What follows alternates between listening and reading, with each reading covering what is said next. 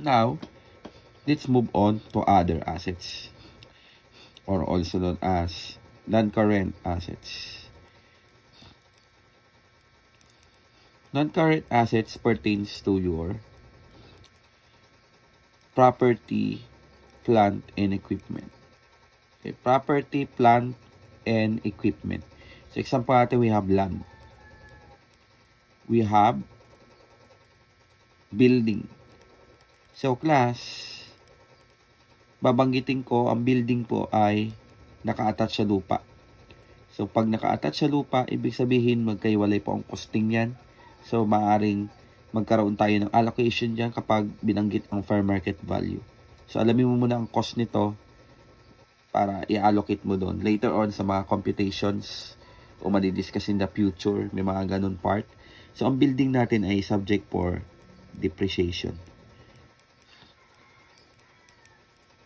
Okay, so depreciation yun yung sudden decrease ng cost ng isang asset, kagaya ng building. So, every year nababawasan po ang cost ng building kasi ginagamit mo siya. So, pag ginagamit mo siya, it is subject for depreciation.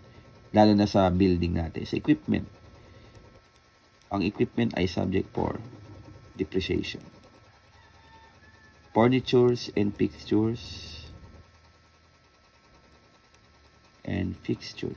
ginagamit din po yan sa opisina, upuan, subject for depreciation. Land improvements. Yung mga land improvements na yan, subject for depreciation din. Yan yung mga pampaganda sa lupa. Yung mga pavements, fences, etc. You have service vehicle. So, yung service vehicle class, subject for depreciation dahil kotse, mga ginagamit sa business na delivery car. So, that is subject for depreciation. So, taon-taon na babawasan ang value niya. Lupa class, exception to the general rule. Hindi siya na-depreciate. Why? Because land is subject for increase in value. Depende sa klase ng lupa. May mga lupa din naman na yung pa rin ang price. May mga lupa talagang tumataas ang value. So, talaga subject for increasing talaga siya. Okay? And then, subject, dagdagan pa natin ang ating intangible assets. Yung intangible assets class, ito naman yung mga assets na hindi mo nahawakan pero may rights and control ka dito. Example natin, we have copyright, we have trademark, we have patent. So, yan po yung mga particular na ating intangible assets. But assets pa rin siya.